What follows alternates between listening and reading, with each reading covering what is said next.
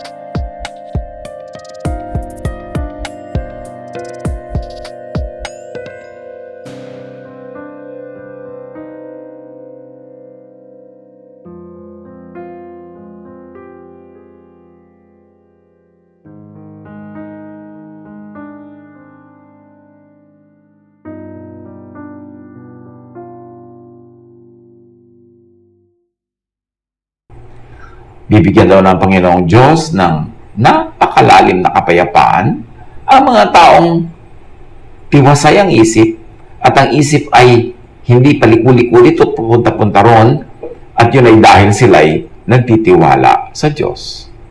Ano ang reverse o kabaligtaran nito? The mind can trouble, vex, and torture, hinder emotional rest, disturb inner peace. Yan mismo. Hindi mo kailangan ng demonyo para gawin yan sa'yo. Hindi mo kailangan ng ibang tao para gawin yan sa'yo. Ikaw mismo at ang iyong pag-iisip ang pwedeng lumigalig at manggulo sa'yo at magpahirap sa'yo at magparusa talaga sa'yo. Yung mind mo mismo, ang iyong pag-iisip ang pwedeng huminto, pumigil sa iyong pahinga. O kaya, ay ito ang pwedeng kumaukaw at gumulo sa kapayapaan mo. Thinking, overthinking, imaginings can defocus from God and can torment a person. Sa quantum physics, overthinking can cause what quantum physics calls distraction, which decreases the amount of observation and lead to decoherence. The system is lost to the environment. Na-dissolve, humalo o lumabo na yung possibilities kasi ang dami nang pumasok na other factors. Yung distraction na tinatawag sa quantum physics, the observer effect is dependent on the amount of observation. Ang talab mo sa nangyayari sa iyong paligid para maganap ang gusto mo ay nakasalalay kung gaano kasidhi ang iyong observation o ang iyong pag-iisip o ang iyong prayer. At ang observation, when the observer's capacity increased, when the level of observation went up, ito'y kitang-kita sa mga experiments, the interference weakened. In contrast, when it was reduced, and the observation slackened, the interference increased. Here, interference is like the blurring of a particle. Higher interference means higher blur. Particle state is not definite. Thus, by controlling the properties of the quantum observer, the scientist managed to control the extent of its influence on the electron's behavior. If that's a mouthful, parang kung i-oversimplify natin, ang sinasabi lang naman ay, kung nakafocus ka sa iniisip mo, nakafocus ka sa pinagdarasal mo, talagang naniniwala ka sa pininiwalaan mo, yun ay magaganap. At kung gaano kasidhi ang iyong paniniwala at pag-focus, ganun magiging kasidhi ang pagiging totoo nito sa iyong buhay. Ngayon, yung decoherence, quantum decoherence happens when there is no longer a definite phase relation between the two different states. In other words, It is the loss of information from a system to the environment. Sinasabi natin ito para sa maximum enjoyment and appreciation ng mga mahilig sa quantum physics. Mga hindi mahilig, palampasin nyo na lang. Marami pa rin tayo ibang mapag-uusapan na pakikinabangan natin. Pero nagdadagdag lang tayo ng mga windows through which we can see and appreciate the many applications of Scripture. So, sa psychology, according to therapists, common comments they receive during the treatments are, I cannot relax. My brain cannot shut off. I cannot stop thinking about how my life could have been better if I had done things differently. At kung ano-ano pa mga sinasabi ng mga counselees. Their minds are so exhausted that they try to knock themselves out of this endless loop, but to no avail. Instead, they are left with more ruminations that consume most of their energy. This also increases their chances to develop anxiety, depression, insomnia, and eating disorders. So, yung mga hindi nila mapigil ang utak nila sa pag-iisip ng mga ayaw nilang isipin, ng mga nakakatakot, mga nakakanerbiyos, lalong yun ang nangyayari. So, ang nangyayari tuloy, pagod na pagod ang kanilang isip, at paikot-ikot doon, nauubos ang kanilang energy. At lalo naman, na pag naubusan na sila ng energy, nanghihina sila, lalo nadadagdagan ang kanilang mga nervyos, ang mga iniisip, kaya nagiging vicious cycle. One feeds the other, or one feeds on the other. At ang nangyayari, ang tao ay nagkakaroon ng anxieties, panic attacks, depression, deep sadness, insomnia, disorientation, at maging eating disorders. Yung iba hindi makakain, yung iba naman hindi makatigil kumain. Ang nagiging bunga lalong chemical imbalance ng katawan. Everything that can suffer does suffer. Everything that can die will die. You have suffered, so you will suffer much more, and a lifetime of your suffering will culminate in your death. Para namang napakalungkot ng ganyang mga observation. Pero pag hindi mo talaga binantayan, pwede kang mahila into this ipo-ipo of how things happen. When you can muster genuine gratitude for all that, then you will have made the kind of progress that is not easily reversed. Train your mind every day. Sabi ng psychology, it takes continual work to retrain yourself to respond differently to life's challenges. So kung napo-observe mo na ikaw lagi nagiging negative ang thinking, get out of that negative cycle. Tumalon ka doon. Kung parang Ferris wheel yun, ikot ka ng ikot, tumalon ka, bumaba ka. Kasi wala kang mangyayari sa'yo kundi umikot ka ng umikot. Kung lagi nalang reklamo ka ng reklamo, tapos yung reklamo mo, yun ang natutupad sa iyong buhay mo, at dahil natutupad, yun na naman ang irereklamo mo, parang Ferris wheel yan, tumalon ka palabas. Baligtarin mo ang cycle, pumasok ka sa Ferris wheel ng pasalamat, ng kaligayahan, ng gratitude. Dahil yun naman, pagka naging gratitude ka about something, yun ang iniisip mo, yun ang napagpo-focusan mo, yun na naman ang mabubuo sa iyong buhay, magpapasalamat ka na naman uli, at dahil nagpapasalamat ka, mauulit na naman sa iyo, paulit-ulit. So, nasaan ang takbo ng cycle ng iyong isip ngayon? Nasa cycle ba of complaint and pain? Nasa cycle of poverty and want? O nasa cycle ka of thanksgiving and blessing? Of blessing and gratitude? Of gratitude and more blessings? Napipili yan. Kailangang akayin, hilahin, disiplinahin ang utak kung saan ito pupunta. Proverbs 4:23, above all else, guard your heart, for everything you do flows from it. If you want heart, then heart. Gusto mo mag-word substitution ng heart to mind, to thought? Above all else, guard your mind. Guard your thought. Guard your emotion. Guard your words. Guard your thoughts and your fears and your worries, because everything you do flows from your thought, from your feelings, from your heart. You want a peaceful life? Steady the mind. Kontrolin na huwag napakadaling pumunta dito, pumunta doon, maakit na matakot, maakit na magalit, maakit na magreklamo. Piliin ang iisipin at pag-iisipan. Kasi kung ano ang iniisip, pinag-iisipan, parang prayer yan. At kung ano ang iniisip at ipinagpe-pray, sa quantum physics, may tawag dyan. Yan ang iyong nagiging observation. At ang iyong observation can affect reality. Kung ano talagang pinaniniwalaan mo at kumikilos ka in accordance with your pinaniniwalaan, yun ang reality darating sa buhay mo. Kung anong pinag-iisipan, kinatatakutan, yan ang lagi mong mabalik-balik sa'yo.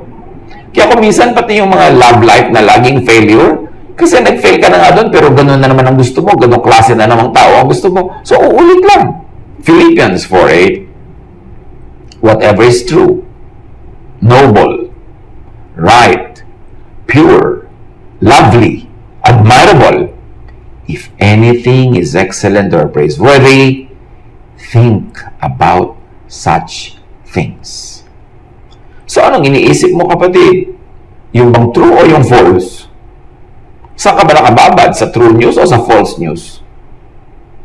Sa history o sa chismis? Sabi nga nila.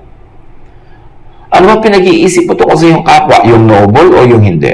Yung right or yung wrong? Yung pure o yung hindi pure? Yung lovely, admirable o yung ugly? If anything is excellent or praiseworthy, yun ang isipin mo. Kasi ang iniisip mo sa quantum physics, yun ang observation mo. And your observation, your iniisip, your prayer will affect the reality being delivered to you by heaven. So isipin mo yung tinatawag na true, good, and beautiful. That is nice. Why dwell on the true but ungood and unbeautiful? And even worse, why dwell on the false? Isipin mo yung useful and fruitful. Isipin mo yung godly and reasonable. Halimbawa, ang bansa natin, bakit ang hirap-hirap ma-bless?